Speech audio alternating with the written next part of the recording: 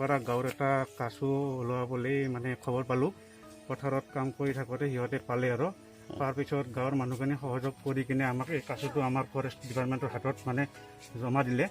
আমি এইটো ল'লোঁ। এইটো সেনেকৈ চব যেন গাঁৱৰ মানুহে সজাগতাৰে কামখিনি কৰে আৰু ফৰেষ্ট ডিপাৰ্টমেণ্টৰ লগত জড়িত হৈ থাকে, সেইখিনি তাৰে কামৰে আৰু ধন্যবাদ দিলোঁ আপোনালোকক কথাখিনিকে।